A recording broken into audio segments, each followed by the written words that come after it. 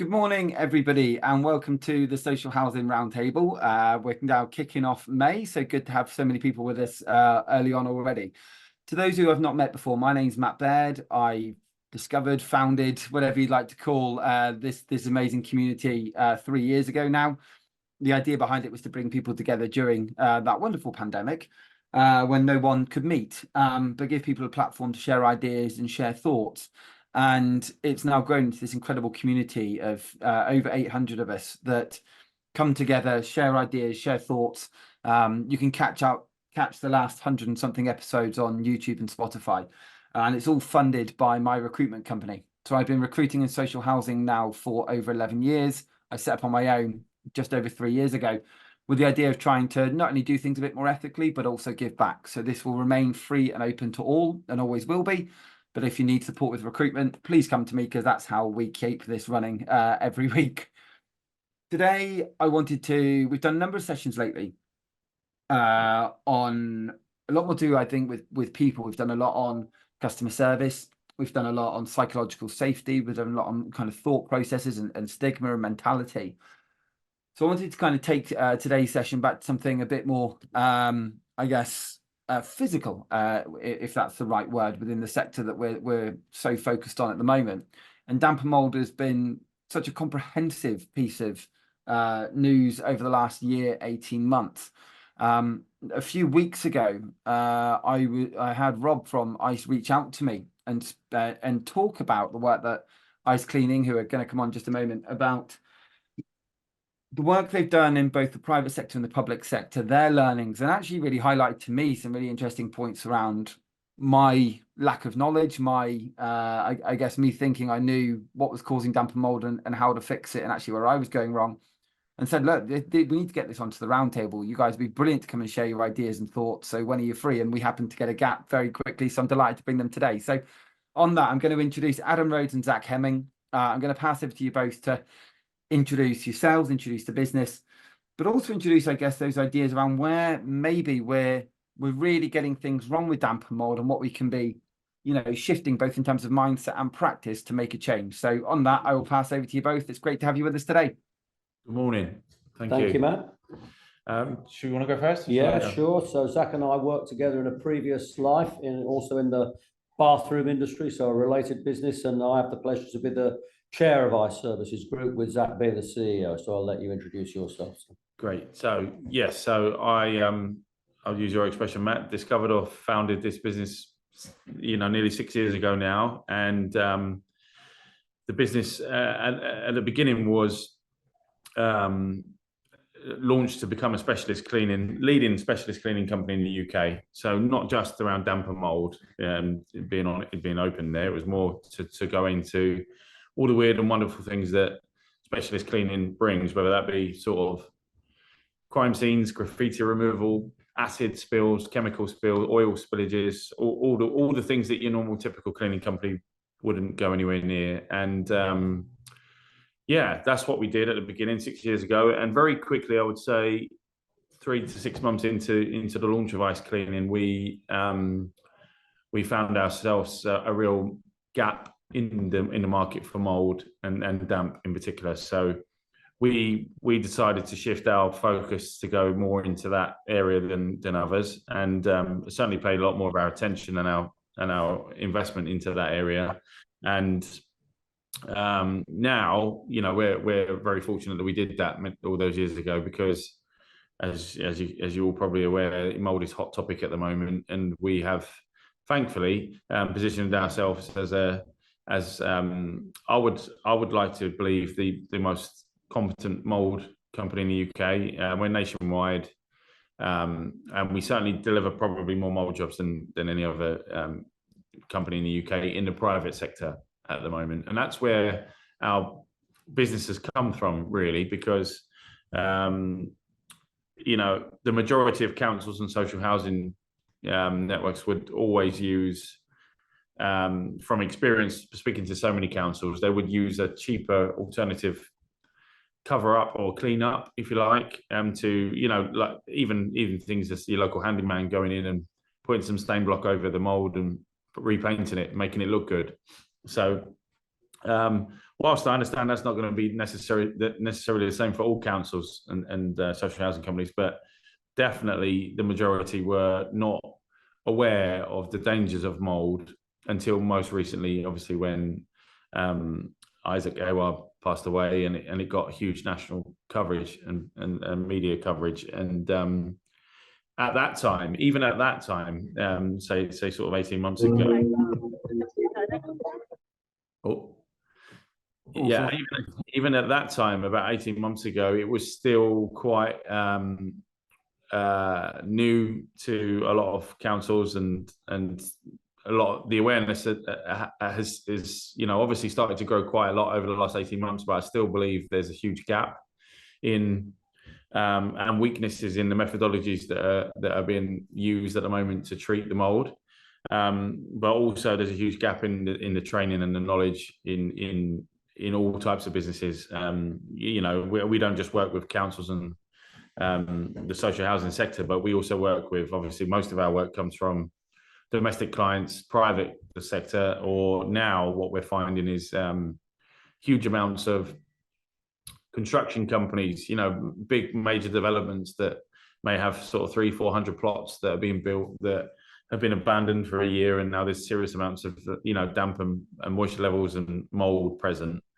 In the past, those types of site managers may have just covered that up and or changed the plasterboard, even thinking they was doing a great job, but no consideration for the air quality levels and the mold that's in the air that's going to be left behind from you stripping out all of that plasterboard. And I think that's something that we've seen change quite drastically over the last sort of 6 months. Even now we're being awarded huge projects on these building sites that we would not normally have even received an inquiry for, because it would have just been ignored or covered up. Absolutely. I was just building on what Zach said, as you've already covered, the origins of the business were very much around doing Mrs. Smith's mould job in the bathroom and around the rest of the house, wherever the problem may have occurred. And that's now evolved with all the greater awareness after AWAB's law has been passed in, moving now into much, much more of a B2B environment from just doing, I guess, more of a domestic environment. Yeah. And it's just been very interesting. How do you make, looking at it from a business perspective, clearly, if that market was already extremely well catered for, there'd be a very limited opportunity. But I think it's really been through getting more immersed in that world of the consumer and the world of the social housing and the councils, that we've just been shocked really at the amount of widespread misunderstanding really of what mold's been all about. Yeah. And that's at the same time created, I think Matt once used the term when we were chatting earlier, a sort of negative. The reality that something negative exists creates a business opportunity that you then can hopefully grasp and bring some of that learning to this group today. Yeah. And where are we going most wrong? Where is the thing that, I know, Zach, we talked about this anyway off camera, but where do we get it most wrong? Where are we struggling off the bat? Because a lot of it for me is, and this came from our chat before, doing what we've always done, but what we were doing originally wasn't working. No, I think it's very, very easy, and hopefully everyone to understand once it's explained. And I think hopefully everyone will go away from this session today understanding it, because essentially the public in the UK are not helped with this whole situation at the moment, because you can go into your local supermarket right now and you can buy Cillit Bang mold spray, Mr. Muscle mold spray, all of these commercialized, £2.99 bottles of liquid that, yes, they may help you remove the mold off the wall or the surface or the ceiling or whatever you've got it on, but there's no consideration there or warnings to consumers buying these products in your local supermarket of the impact of the mold spores that are going to be released into the air. And there's no mandatory qualification in the UK at the moment. Anyone can call themselves a mold expert. So literally anybody can do that. There is not a single accreditation in the UK that you have to have in order to be able to treat mold. And when you consider that mold is in the same classification as asbestos, if you go on the public health website or you look online, it's the same category as asbestos, but it's treated with so much disrespect. And unfortunately, it's taken people to die to understand the impacts. Now, Isaac Awa wouldn't have died because he had mold on the wall. He would have died because he was exposed to long-term exposure of airborne mould. So that's where we're going wrong. I think people are disrespecting or unaware of the impacts of airborne mould. So Mrs. Smith may go to the shop and buy, you know, one of these products that you can buy in a supermarket, go home. Don't get me wrong, if it's a tiny bit of mold around your windowsill, that's great. But there should be warnings around the size of the area, surface area you're treating. Anything over 1 square meters is classified as should be done with the competent professional working on that, which is most properties, unfortunately. You know, we deal with thousands of mold properties every year, and most properties we go in are you know, a whole wall covered in mold, or wall ceiling, you know, or several rooms even. And the number one rule with mold is you should not touch surface mold unless you have the equipment to clean the air immediately afterwards. Because, you know, you scrubbing a wall that has surface mold on it is going to do 2 things. You know, one, you're gonna obviously, firstly, you need to penetrate the wall enough to even get to the root of the mold in order to stop it coming back immediately, almost within days. That's again not necessarily going to be done by a DIY spray and wipe. But more importantly, serious amount of mold spores will be released into the air. And when I say serious, I mean serious in 2 senses. I mean, one, first of all, anybody occupying that premises is going to be breathing those airborne mold spores in, which is obviously going to cause serious health conditions potentially, especially if you're elderly people in the property or young children. And secondly, those spores, they're not going to disappear on their own. You know, opening a window is not going to do the job. They will just land on other surfaces and then start to colonize in other areas of the property or other areas of the particular room. And that's how a lot of people go from having a really small mold problem to quite a large issue within their building, because they are being encouraged to, literally on national TV right now, you can adverts to encourage you to go and buy Seal It Bang black mold spray, you know, with no, like I say, no warnings or consideration around what you're going to be doing to the property. You're actually, you know, mold on the wall doesn't look great, but it's less harmful to the people living in that property than it is if you go and scrub it off the wall straight away and don't clean the air afterwards, you know. And that's people actually are being encouraged to make their properties more toxic at the moment, and that's the scary part for me. And unfortunately, it will. Hopefully it will change. You know, I mean, we can see some real momentum at the moment around air quality in general, given after COVID, off the back of that, a lot of people are a little bit more concerned now around what they're breathing in the air, and you know, just the whole sense of, it's not just whether it looks clean, is it clean? There's a little bit more thought around that. But I think the supermarkets at the moment or the companies that are selling products in these supermarkets are really not helping the case for people to try and understand. How would you describe best practice? What's the way that, you know, listen to the folk who are on this discussion today? I mean, what would best practice look like? Yeah, so best practice, I mean, our process is pretty straightforward for us, but it's a lot more comprehensive than a lot of other companies out there in the market at the moment. We would swab the mold first of all to check the severity of the mold and send it to a lab, so we know the species of what mold it is, because we find a lot of people have, and we get an awful lot of inquiries, a scary amount of inquiries actually, where people have found mycotoxins in their blood, so they have mycotoxin poisoning, and that can be where, you know, where we definitely get those sorts of jobs, because we go a bit further than your normal sort of DIY. We've had something come in there about, like, someone said, you know, how do you clean the air? And I've just had a private message saying, you know, there's a question of the safety aspect of the damp and mold teams going in to do the wash downs. Yep. You know, so and do this just, but there, what can we do to get the adverts changed and educate people properly? So with this air piece, what is it that people aren't doing well and that needs to change? Well, the reality is, you know, obviously over the last 6 months since AWAB's law was looking like it was about to be passed, we've won a lot of work through councils across the UK. And the reality is, when you go into these councils and you find out what they're doing, they call them washdowns for a start. And that is literally it. Someone will go in and wash the mold off the wall. Now, no consideration around the air treatment. So that's why it's they've actually just made the property more dangerous, like I say. But good practice for us is we come in. We will certainly, the first thing we do is swab the mould. Like I say, we'll send that to a lab just in case there is any comeback in the future of any mycotoxin poisoning. Secondly, we will install an air scrubber in the room while we're working. So essentially, for those that don't know what that is, that's like a big cube that gets plugged in the middle of the room. That is essentially an air vacuum. So one, that makes it more safe for our guys to be working, girls to be working in the property. But more importantly, you're extracting as much airborne particulates out of the air as possible whilst we're disturbing the mold and we're working on it. Then we will remove as much surface mold as we can with HEPA-rated vacuums, again to try and minimise the amount of airborne mold that's released into the air. And then stage 4, we would then apply the antimicrobial treatment that we've fortunate enough to have trademarked, which is a eye shield product that was born. That treatment doesn't come in till after mold, air, and then everything else is done, because we've had a point come in there, which was that getting the adverts changed and true education.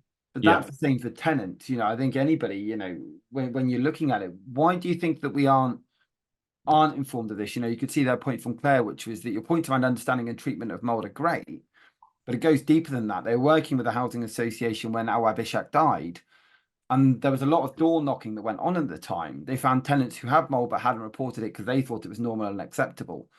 Probably because that's what they've been told in the past. Adam and Zach, you both mentioned that it's in the same vein now as asbestos. But asbestos, as soon as you hear that, there's fear.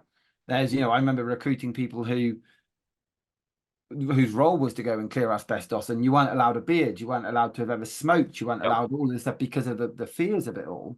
Why do you think that we're still stuck with this it's just mold narrative that's going on, despite our Bishak and everything that happened there? It's a tricky one. I don't know the answer to that. I wish I did know the answer to that, but I think certainly the more AWAB's law is obviously only relevant to the social housing sector at the moment, and that's hopefully a good sign that it will then move into the private sector. And then if it gets into the private sector as well as social housing, then you may very well see bans on those products, and things might, and the sad reality is taking people to die in order for this to happen. And there's also a lady that died recently 3 months ago of long-term exposure to mold.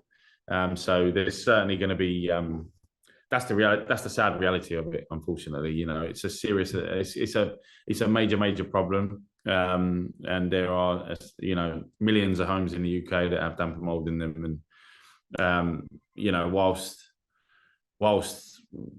that's I guess why someone from our business has reached out to you, Matt, because we're trying to raise the awareness. And I guess we had opportunities after the inquest come out for Isaac Awab to go on to Good Morning Britain even at the time and do a big PR piece, but we turned it down because we didn't feel it was a very insensitive thing to do at the time to be seen to be profiting off the back of such tragic news. So no, and that's it. I mean, when Awab Ishak died, I think it was one of those that sent ripples across the perspective. As you say, it wasn't the first, nor has it been the last. Judith has said there in the chat, in terms of people who own their own property, can they do these things themselves? If people are doing it themselves, they need special equipment. Yeah. Is this sometimes what part of the problem is that if any of us found that we had asbestos, we wouldn't tackle it ourselves. But with mold, there's still that kind of thing of, I can sort this, especially in the world of cost savings. I've had points coming through there saying, this sounds like quite a, long process. It sounds like quite an invasive process. It's, the air, how do you deal with the air that gets captured? How much does it cost? I'm not saying, you guys pitch how much it's going to be or anything like that, but this is a huge process that needs to go through to fix this. Yeah. Do we still see it? Do you feel, especially not in terms of you as a provider of solution, but when working with housing associations, when working with councils, is it still seen as something that, despite what's happened, is still perceived as not that dangerous? Absolutely, yeah. So I think that's changing, isn't it? I think there's not the inherent fear that there would be of asbestos that there is that mold is, but I think the more that we can get the message out, We'll have a change. Yeah. So once, just to finish the process and how we do it, because there's a couple of questions on how we do the air treatment. Yeah. But once we've got rid of the surface mold, and we're confident that there's no more surface mold left in the property, we then, although we've put processes in place to clean the air, prevent the airborne mold levels whilst we're working, we then use a ULV fogging machine, and I guess that's the most invasive part of the job, because the air treatment, because nobody can be in the property while we do that. And essentially what we do is we put a microbial solution into a machine that will dispense the chemical, which is an eco-friendly chemical, very safe, but at ultra low volume. So really, really fine mist essentially. And the way it works is exactly the same principle as your air freshener in your toilet. You know, as horrible as that may sound on a Tuesday morning, but you know, whatever's floating around in the air that you don't want floating around in the air, whether that be bacteria, you know, viruses, germs, and obviously mold, the liquid will encapsulate the particulate, make it so heavy that it drops. And that's the same principle as your air freshener in your bathroom. So that's what we do on a bigger scale, of course, and we would then treat the entire property. That's very quick. You know, to fog out a normal size, the room that you're in there, Matt, would take, you know, 20 seconds maximum, you know, if that. So it's very quick. And then in fact, to do a house, then how long is it in terms? I'm not saying time, it's not saying cost, but in terms of time to do I don't know, let's say a 2 or 3 bed home. I would say on average we would spend about an hour and a half to 2 hours inside the property, and then when we leave the property there is another we say 2 hours just to be extra safe, but 2 hours before you can go back in. When you go back in 2 hours time, everything will be bone dry. You know, it dries within seconds, to be honest, but all the liquid will be out of the air, and you wouldn't know anyone's gone in there, other than the fact that, you know, real sensitive people may notice the air's a lot cleaner now than it was before, but most people wouldn't know. Before, like someone mentioned there, like a decontamination process almost. Yeah, absolutely. Yeah, because especially a lot of the properties we go into have had like literally years of people scrubbing mold themselves. You know, you can see the staining on the walls where people have smeared it, and you know that. And the scary thing is a lot of these, most properties have mold in the bedroom, and in the bedroom is where you're spending, you know, 6 to 8 hours sleeping at night, and that's considered as long-term exposure, and that's why, you know, there is one course in the UK that I'm not affiliated to at all in any sense at all, but I will give them a shout out because it's good practice, and the good practice is, well, everybody knows, most people know what City and Guilds are. City and Guilds have accredited a company called Dewpoint Professional, so you can go on to a Dewpoint Professional course to become a Dewpoint accredited technician. And you know, whilst there's no mandatory qualification to become to be working on mold in the UK, and hopefully that comes in the future, but at the moment there isn't. There is good practice, and that's the course that, alongside the BDMA, which is the British Damage Management Association, those two are the most respected in the UK. And you know, even City Guilds, as well recognised as they are and popular as they are, we are, you know, I think we have 42 field operatives now that are trained on to the level of a Dewpoint technician, and all of our call handlers are as well. And the next company underneath us that actually do the treatment, I mean, there's lots of insurance companies and loss adjusters on there, but the next cleaning company underneath us has about 4 people accredited, which is like, you know, basically what that means is that me and Adam, as the owners of the business, will go and do the course, and then we'll stick it all over our website and say, you know, we're Dewpoint accredited company.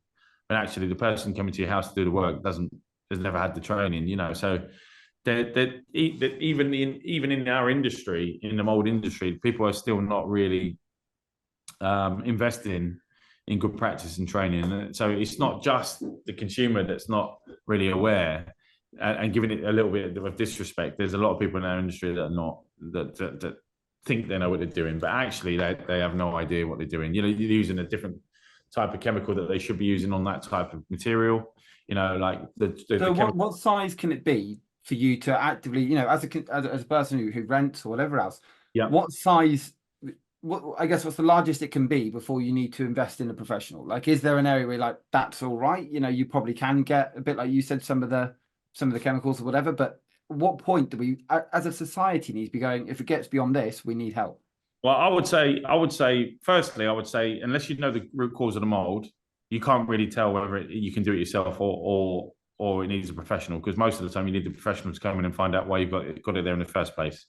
There could be a structural issue going on in the property unless the average member of the public is not going to have the equipment or the knowledge to be able to do that. So if you've got mold in your house, you need to, and my advice would be, you need to get a professional in to find out why you've got mold in the house, first of all.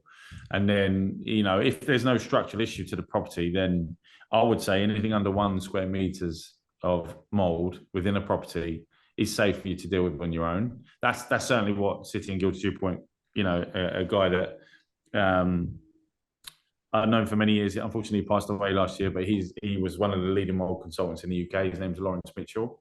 And he's the guy that wrote the course for City and Guilds and got the accreditation and the partnership with those. So he was extremely knowledgeable. And his advice was always 1 square meter or less is safe for you to do on your own, in your own property, as long as you ventilate the property afterwards. But anything over that, you should, for us internally, anything over 3 square meters of mold, full respiratory equipment has to be warm when we're working on it. And that's a standard practice for us as a business. So I think, as you say, Zach, it's part of the reason there's so much misinformation is because I suppose when you look at it initially, it's counterintuitive not to want to just think this is dirty, so I'll start scrubbing away and cleaning it. That's what logically people think is the right thing to do. And clearly in this instance, you wouldn't do that with asbestos in a million years.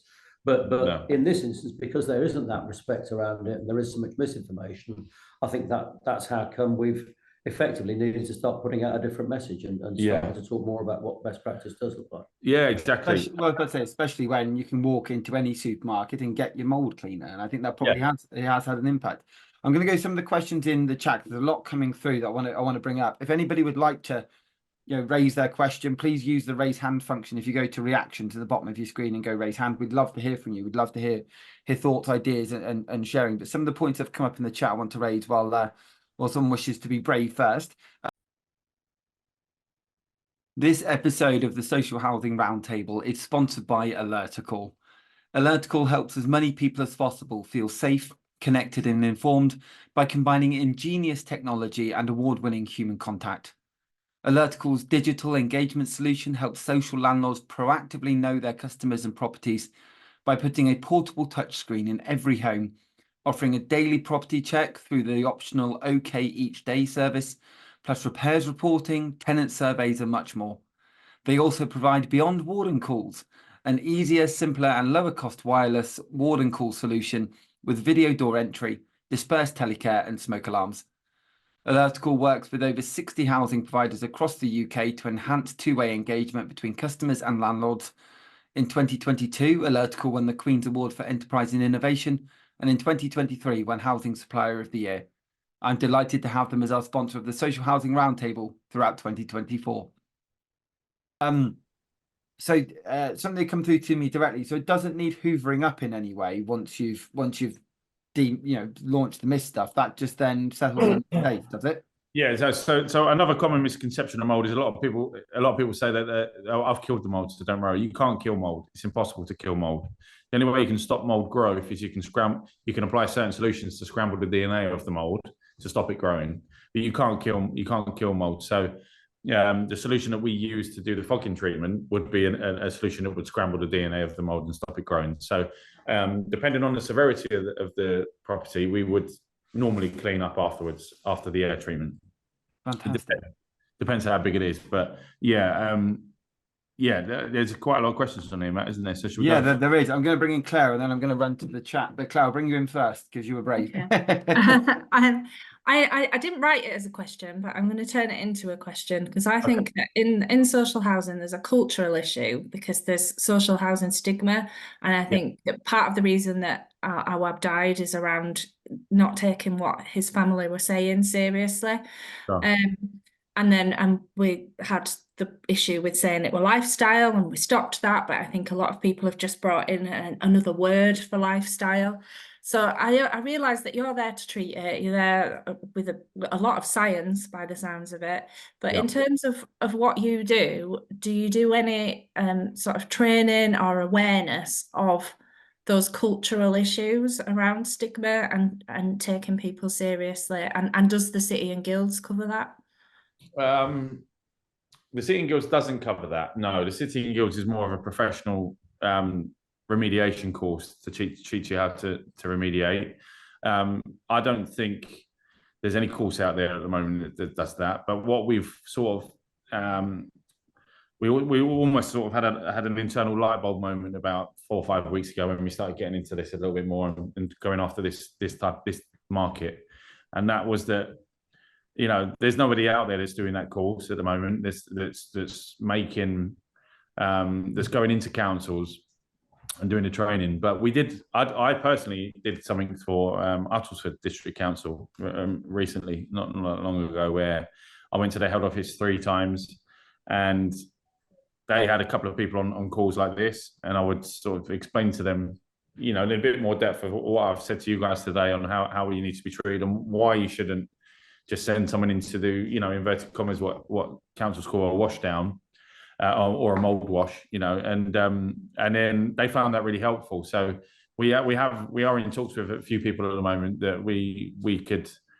and that's been quite helpful to recommend certain events that we can go to in this sector, that we can go there and sort of try and offer almost a day's training where we come into the council offices and we'll try and put a I just program think with together. any culture change, it needs to come from every direction possible. And if you can include that we just need to take people seriously, regardless of their background or colour or anything else, then it would really contribute to that change, wouldn't it? Yeah, I agree, and that's a good point. And Have you had that, Zach or Adam, when you've gone and spoken? Because I know you've spoken, I know you're working with some councils and some housing providers. Has anybody turned around to you and said, well, part of the problem is that the tenants just don't listen to us, or something to that effect? Does that narrative come through? Everybody says that. Almost everybody says that. You know, because we often get caught in the middle of, in the private sector, which is no different. It's the same principle, but between the landlord and the tenant, we almost feel like sometimes we're like you know, the answer to who's going to win the argument. Essentially, you know, people want our report at the end of the job, because all of our jobs will then come with a technical report that will be sent over to the client, whether that be the landlord or the tenant. And that will indicate what's caused the mould in the first place. And a lot of people do that. You know, the landlords would say it's the way that the lifestyle, as you mentioned, you know, the way that the tenant's living in my property, and the tenant will say, you know, no, there must be something structurally wrong here. And sometimes we're delivering bad news to the paying client, because we may say to the landlord, whilst you're blaming the way that they're living in the property, and they, you know, maybe drying their washing indoors, or furniture's right up against the wall, all of the things that don't help, you have a major damp issue in the property. You know, well, and there's also not always a lot of choice about those things. So if you're drying your clothes inside, it might be because there is no outdoor space to dry them. And if your furniture is pushed up against the walls, it might be because you're overcrowded. And I think that when landlords are saying, you know, they're not listening, well, then I'm not sure that they're conveying the information right, because some of the stuff you've just said is quite scary, actually. So the vast majority of people are not just going to go, oh, well, I don't really care about that. I think it's about how we pass on that information, and I don't think we're doing it well enough. I agree, and then, you know, we work with a number of councils, and there's I won't say who, but we've just done some, I would say somewhere about 700 or 800 plots in a small area in the UK, and properties that have mould in them. And we classified them into 2 sections, really, like mild and severe, moderate and severe, sorry. And the severe ones were severe, you know, really, really, really bad, you know, literally black mould, furry black mould, you know, a metre away from a top bunk of a child's bedroom. You know, it's really, really bad conditions. And there was a list of remedials that had to be done to that property, whether that be, because you're right, you can't not dry washing in internally sometimes for some people. So, you know, there needs to be vents put in place and more ventilation put in place in that property, rather than just say open a window. You know, sometimes you don't want to open a window when there's a thunderstorm outside. You know, there's a number of things that can be done to a property, or there may be repairs that need to be done. And even now, even in recent weeks, it's still not really. We just wanted to do a mold wash. You know, we don't care about fixing the long-term issue. But that same council have also had, you know, several housing ombudsman, you know, complaints and emails sent into them over recent weeks. So that's another thing that's really going to shift it, because once councils start getting sued and big, you know, for heavy amounts, you'd like to think no council wants to be the next council that has a death on their doorstep, but there is still quite a relaxed attitude to it on some of the councils that we're working with at the moment, and I think it's all about the awareness. So what we want to do is we want to try and, obviously we want to get more work in this field, and we feel that we're best placed to do that in terms of the technical ability, but we also want to offer to come into councils and do training and go to as many events as we can to try and do our bit certainly from a technical standpoint, as why it needs to be done this way. And yeah, we're early on that journey in this social sector, but certainly take your points and bring them into whatever proposal. It's, as you say, it's all about getting that message out there, and as you rightly say, there aren't options sometimes to you know, within the restrictions that people have within social housing to you know, to fix some of those things, and that stigma, as you rightly say, I think does exist. So I think we've all 100%, unfortunately. And Michael's put that in the chat. You know, he said that the stock answer I used to hear from repairs handlers was lifestyle. I recall there's a time when positive air systems were all the rage. And then Tony has mentioned about black mold on mastic, and I'm wondering why that's more prone. But before we kind of jump onto breathability and that kind of, I do want to bring in Thomas, because you've got your hand raised. So Thomas, I'd love to bring you in. Yeah, cheers. I think it's obviously a really interesting conversation. I think it's quite a wide conversation for me, and sort of sitting on asset repair groups and net zero groups. I think they all link together. I think a lot of the work that we do on net zero could potentially negatively impact damp and mold if not managed correctly, because one of the sort of, we talk about thermal efficiencies, whereas if you do any building services course, comfort is about heat, but it's also about air movement and moisture in the air, and we often forget about the other two. We stick these more, I won't say complex systems in, with positive ventilation systems or MVHRs and whatnot, but when people are already having major issues with regards to fuel poverty, having the heating on becomes a bigger challenge. Then having the MVHR on that they just see as something whirring around and costing them more money, they're more reluctant to have that on. And I think it just comes down to a lot of this is education for me. It's about education and support. And like going back to what Claire said about like not having the space. Well, we should know really from our stock condition surveys and picking up from all this stuff. Well, we've got a block of flats where everyone's having to dry their clothes in the living room next to the window because there's no space for a dryer. Well, if you look at when the building was constructed, it probably had a laundrette right next to it or within a walking distance. Things have changed. They become less required, and people then tend to just work what they got. So I think it becomes a larger piece, and we have to look at it sort of what are we going to do to try and combat this from happening? Because I totally agree. Obviously, cleaning it is extremely critical. But even more critical for me is about making sure that it doesn't come back. I don't think you can necessarily just say it's a lifestyle issue if you haven't done everything to try and combat that from our point of view, from being a landlord, because it can't be everyone's lifestyle issue. And if it is a lifestyle issue, what have we done to try and help that? What we've done to try and educate people? What we're trying done? Again, sorry, going on a tangent here, but I think government have a large part to play with this, like in regards to fuel poverty. The control around cost of energy at the moment is really, really poor, and we waste energy left, right, and centre through curtailments and whatnot. And we could just be reducing people's energy costs at the same time as giving people who really need it the most in fuel poverty energy for free. But we don't do it. Really interesting point. I think, as you rightly say, Tom, the lobbying, there isn't as yet any real lobbying group around for something like this. There's loads out there around energy, as we know, for all very obvious reasons. But I think there is a real opportunity there to try and bring some political will to this debate, and I guess it's made even more tempting because it does appear as if the problem has been solved if you look at it immediately. And that, again, is one of the issues, one of the misconceptions got to be addressed. That doesn't mean the problem has been solved. Just because it's disappeared because you've sprayed some, silly bang on, and you can't then see it, it will come back, and it will potentially create bigger problems because of the fact you've agitated all the air, as that was saying. So I think there is an argument to try and also do something politically to try and address and influence in parallel. It'd be really interesting to see. I don't think they've done any studies on it just yet, but I'm sure it will happen soon, where they'll look at the link between poor living conditions, air quality, and the cost of the NHS. I agree. Definitely, there will be. I mean, we get inquiries every day with people with mycotoxin poison. Can you imagine how many people that don't have any idea that their blood's poisoned with mold toxins at the moment? It's just crazy. But I think building regulations play a large part of it.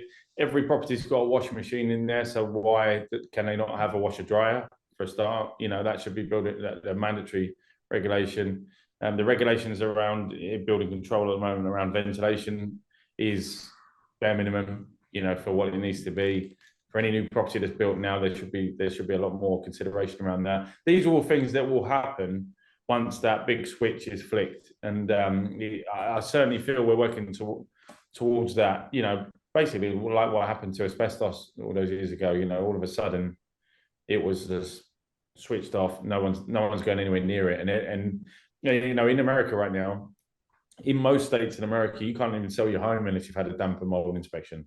And that's been like that for many, many years, So, the easiest call for any of our call handlers in our office downstairs would be with an American that lives in the UK, because they just understand it. It's the level of education, if you talk to an American person versus a British person around mold at the moment, is, so there's a number of ways that we can improve that and increase that knowledge around mold. But sometimes it's rules that have to be put in by government to really get people thinking about it. And I think, if people get told that you want to put your house on the market, well, where's your damp and mold inspection? People will start to maybe care about the property a little bit more and be more considerate around that. And that's a big one. I think really changed things in the US. I think it's been really interesting moving forward, because I think what shocked me, I mean, we've got nearly 50 of us. I think we have 50 of us at one point in the chat today. And I think everyone is, or a lot of people anyway, have been quite stunned at actually just how dangerous mold can be when you have the conversation with you. And a lot of people here work in housing. Yeah. And yet we've had our Ab's Law, we've had the news, we've had the media, we've had everything around it. And yet this level of narrative and this level of danger often isn't being perceived from a housing provider. And I can see here from the chat, so airborne mold is invisible and the roots can be hidden, growing behind or in products such as plasterboard.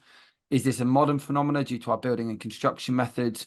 And this is backed up by Judith, who said it sounds like there needs to be an industry change so that no one attends a property without the required knowledge and training. And this seems to be a continual thing coming through, really, is about knowledge, it's about training. Someone's asked there, what would you say in your experience is the percentage of mold present caused by lifestyle in comparison to any structural reasons? And is this the same kind of mold that appears and accumulates in fridges? All of this kind of stuff, it's a knowledge thing. And yet housing isn't new to damp and mold. This isn't a sudden phenomenon that's come out of nowhere. So, on some of those points there, I guess from a mold perspective, do you think this is a problem of very old housing stock that we're still having to utilize because we haven't got anything new that's come through? Or do we think it's just a lack of knowledge and understanding around what causes mold in the first place? I think it's the second point I made there. Yeah, absolutely. I think new properties can be worse because there's a lot more plasterboard in new properties than there is in old properties, and there's an awful lot of poor building work going on out there at the moment. Most of our time spent on an annual basis dealing with mold is on new build properties. literally construction sites where they've not put the roof on quick enough, or they're these modular type buildings that they get left out in the rain, and then they put it in and build it, and it's just a number. There's just a number of errors in all areas that is causing this. But the reality is, the reason why we're on a call like this today, sadly, is because people have died and it's made its way to national media and it's a hot topic. And that's what's that's what's been the catalyst for the law that's been passed, and the reason why councils are now going to get potentially sued from tenants if it's not dealt with in the right way. But it's all been quite quick. Well, I wouldn't say it's been quite quick, but it's certainly been. I don't think there's been much thought about how people abide by AWAB's law. I think it's. I can see 2 points in the chat there, one from Candida and one from Lara. So Candida said, "What's the long-term solution for houses in areas that are at risk of rising damp? Once damp and mold is treated, what's the likelihood of reoccurrence?" And Lara has mentioned there. So after the scrubbing solution, will and can the mold come back? And I think it ties into that point you said earlier, which is it never dies.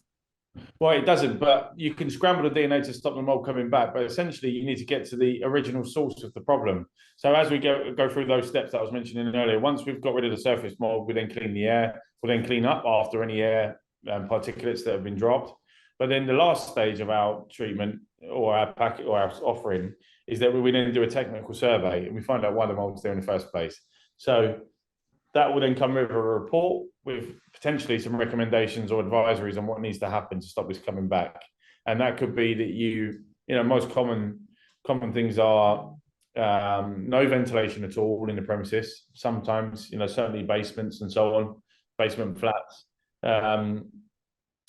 Damp, of course, rising damp. There could be leaks in the wall that people are not aware of, very slow leaks that you're only going to be able to tell if you've got the specialist equipment and the thermal imaging detection equipment to detect those sort of things. That's very common.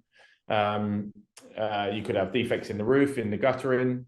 It could be a number of things, but most of the time, it is a structural issue. I would say 60% of our jobs are structural issues rather than just poor ventilation. But when I say poor ventilation, as in someone just living in a house like it's a sauna, essentially. Like really, really humid in there. 70-80% on the chart, which is literally like a sauna, a steam room. And when you have got those things, is it literally then saying to tenants, look, you need to get the windows open, you need to do X, Y, Z, or is it saying to the landlord, this home, regardless of size, be it a basement flat, be it a 3-bed store, be it whatever, isn't fit for purpose? Well, no, most of the time it's just that you need the property. We'll put in a program to dehumidify the premises. Yeah. A lot of people think, a lot of people go and, the amount of times we get asked if we can purchase this $49.99 dehumidifier on Amazon, and you look at their report and you think that's not going to do anything. You need a professional drying dehumidifying program in that property to reduce that down to a safe level, and then whenever you are drying, washing on radiators, try and open the windows when you can. Regularly open your windows in your property and ventilate the property. It's a big thing. A lot of it is around the humidity levels within the property, rather than increased moisture levels within the fabric of the building, which is also more common. But sometimes it is just around the humidity levels within the premises, and fresh air resolves that. I'm going to quick fire through some of the points because we've got about 10 minutes left and we're getting many more all the time. So if you would like to dive in, as Thomas and Claire have done, please raise your hand. Alternatively, I'll ask the questions that have come through. So question from Judith, isn't it also true that sometimes mold can come into the property on things someone buys, i.e. supermarket products? If that's true, what can be done about this? Is that something you've seen or heard of, Adam or Zach? What was the beginning of that question? Sorry, Matt.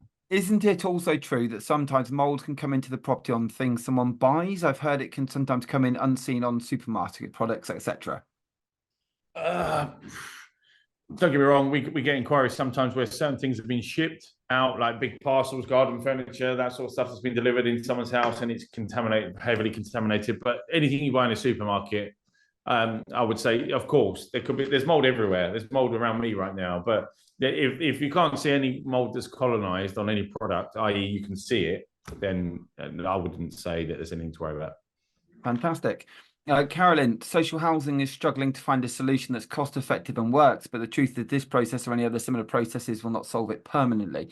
Do you feel that your process either can be cost effective in the world of housing, which is a very difficult one, but also can it solve it permanently, or it is always going to be an issue? There's always going to be well, not always, but the chance. I mean, we're trying to, you know, with council. I'll give you some ideas on costing as well, because people might be interested in that. But in the private sector, we would charge no less than £500-600 to treat a property. For the councils that we're working with at the moment are obviously giving us volume. We are charging anything around between £80 and £150 a property to do that full treatment, which is reasonable. Depends on obviously how many we get given from that said council, but where it can be expensive and where it can, I wouldn't say it was ever a waste of time to do the treatment. Is if the remedials are, you know, the remedials could be anything from plaster needs to be hacked off because it is literally saturated, you know, and then it really needs to be replastered. You've got a hole in your roof, the guttering's broken. I mean, it could be, that's where it gets expensive for councils, but my advice would still be get the mold treated professionally at all times, because even if you are just making the property safe for a short period of time rather than a permanent solution, because the funding's not there to do the remedial works, then at least the property is now, you know, safer than what it was before. It's not going to last like that for long, but it will last quite a while. Fantastic. Someone's asked to circulate details, which obviously I'm going to do via LinkedIn and via the mailing list. If you want to be on that mailing list, please reach out. Carolyn, high humidity is an issue too. Our weather is changing here a lot in the UK with a lot of rainfall, milder weather, etc. If there's high humidity outside, does this increase the chance for damp and mold moving forward? Yeah, absolutely. Of course, increased humidity levels outside are going to increase the humidity levels inside. Another big common misconception with mold, I had a conversation on Friday with a council, actually, and large new development that's been built that is absolutely, you know, damaged horrifically by damp and mold. The place is saturated. They said to me, well, thanks for your quote for the mold. We're going to give you that. It's 164 plots. But I said, but you do realise that this is going to be a two-stage process: the mold treatment and then the drying, because the building, the development is saturated, literally water dripping. Make it watertight, get us into the mold treatment, and then the drying. They said, well, can't we just put the heating on? Can't we put the heating on, dry it? And no, you can't. That's not going to work. You've got water dripping out of your ceiling spotlights. You know, it's not going to. That's not how it works. And so, a big misconception is natural heat getting rid of any damp or mold. It doesn't. As the weather changes from summer to winter and winter to summer, and you get that huge spike in increased temperature or decreased temperature, that's actually the worst time for mold to grow a lot quicker than it would do in the middle of August or September. Thank you very much. A point from David, which was related to stigma, and I think highlights some of the points we made earlier. Our customer satisfaction survey company have been asking people about damp and mold. 38% of people said they had damp and mold. Of those, 61% reported it to us. 39% people said they didn't want to survey the company to report it. So there's this thing of going, I don't even want to tell my landlord about it anymore. And that's another whole piece which we'll come into. Gabby said, I currently live in a home that is mouldy in Portugal. And although there's no amount of airing I can do to keep it from appearing, there is no amount of airing I can do to keep it from appearing, even though I know how to deal with it. Again, I think this comes from that education piece and what's being shared. Some UK homes might as well not have any heating because of how they are placed, how well the house is isolated, etc. Candida, I think the categories of which mold poses health dangers is misunderstood by tenants and probably landlords. And she said there, how can landlords raise awareness effectively? And Gabby's backed that up by saying when we talk about education, we always mean the tenants. Well, actually, most learning needs to be done by those manning the phones, doing inspections, designing homes and retrofitting. And Zach, I think you mentioned there as we're going into the last 5 minutes that a lot of that training comes into just your customer service team, because the team has to be aware of how dangerous mold is. Yeah, they have to be trained to the same level as somebody out doing the treatment. If they're going to be proposing a remediation plan into a building and being able to, you know. And we're often called just to ask for advice. Yeah, we get asked a lot for advice. But yeah, we just believe that, you know, if you're going to be experts in that field, then anybody that you liaise with in our business has to be trained to that standard, whether you're answering the phone or with your person out there doing the job. There is a question as well that I've just seen now. I don't know if we've missed it, but around how can you measure if it's in the air? Judith, you can measure 5 minutes. Hello. Sorry, I've got someone at the door. Jump on the question. I'm back in 2 minutes. Sorry. Can you measure if it's in the air? The way that we measure if mold's in the air is we take air samples. So we have an air sampling machine with an RSL cassette, which is like an air pump. It pulls through, and then we send off to a laboratory that gives us independent lab readings, which will tell us the species of mold that's found, as well as the spore count, and so we can determine how affected a property was before we do any treatment, but also how we can validate our cleaning at the end of it. Let me just go through because Matt's not here. As Matt's at the door. Well, I'm not sure where we got to. So I think someone asked what was one of the key things. I think if there could be a US style diktat that people were required to have, you know, what is the kind of longer term solution? I do think it is kind of having something not dissimilar to, you know, if you're looking to rent your property, you've got to have gas certification, you've got to have electricity certification. I would have thought that to the longer term is to get some legislation passed where you need similar certification for damp and mold.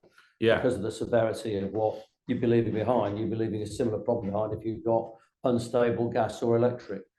There's like some real dreadful cases that we come across sometimes where people have bought properties for serious amounts of money, you know, and then they find out that there's major damp issues that they didn't know about, and there's a number of reasons why that should come into play. So for me, there's training and education is clearly the big thing here that's missing, and that's from not only councils but also the consumer, the tenants, the landlords all across the UK, the companies that are selling these products that are encouraging, you know, poor remediation, DIY remediation. And even in our own industry, you know, I can't express that enough. There is, you know, I'm never going to name names, but there is just so many companies out there at the moment that are claiming to be mold experts that have no idea what they're doing. And you look at some of their like reports and I think, wow, like, you know, even in our own industry, there is no mandatory qualification, and that's scary enough on its own, you know, because some of these, especially as it backs up with what David has mentioned there, which is he's struck by your point. You can never eradicate mold. You have to treat it by disrupting its DNA, and I think this is the thing. You know, Liz has backed that up through our health and housing partnership. We're looking at how we can work across systems to join up health and housing processes, and I think something like that you probably want to get involved in because it's this idea. Yeah. Carolyn's asked how many mold testing companies there are. You've mentioned there are a few, but your second biggest competitor had what, 4 people in it or something. So it's really small. You know, Claire's backed up terrible cases in new builds. It's definitely not old stock. And Jody says, is anyone able to recommend some good awareness training for staff? And I think this is the other thing that's probably come out of today, is that there doesn't seem to be much. It doesn't seem to be someone coming out and saying what you're saying, because I've not heard it. This is the 116th, 117th roundtable I've run. It's the first time I've heard stuff like this on damp and mold. And damp and mold, this isn't the first time we've discussed it. So, you know, Judith says, does it start with educating builders and overseeing building work, or does it go to landlords? Does it go to tenants? I think it's the whole collaboration needs to know. And as you say, Zach, it probably won't come until people are fined.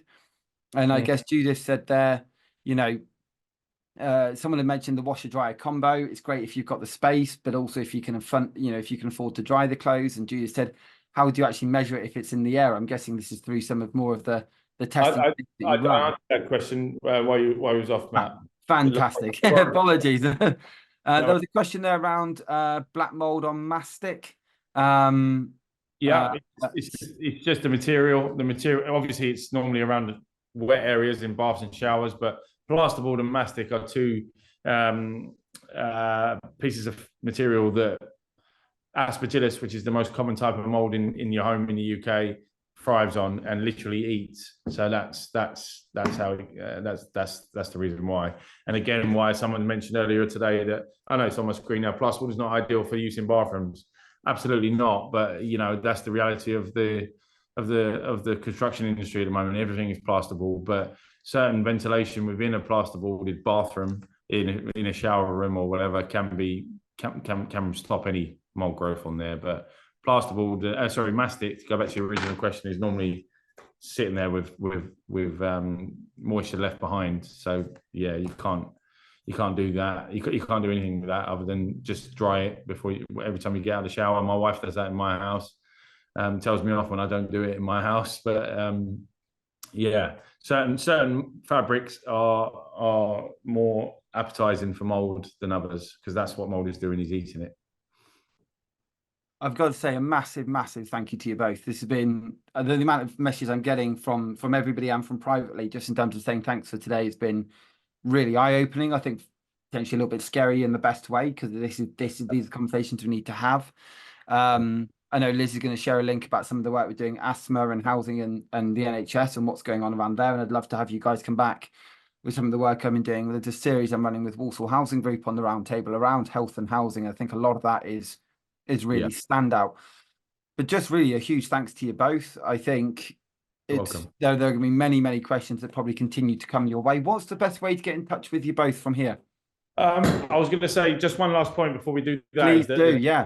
Training. We have had conversations with like CPD and other accreditations where we are in the process of building an academy, really, but mold is going to be a part of that, and damp is going to be a part of that. So hopefully in the near future we'll have something that we can roll out outside of the internal training net system that we've got. But certainly the way you get hold of us, I'll leave my email in here. You're all more than welcome to ask any questions.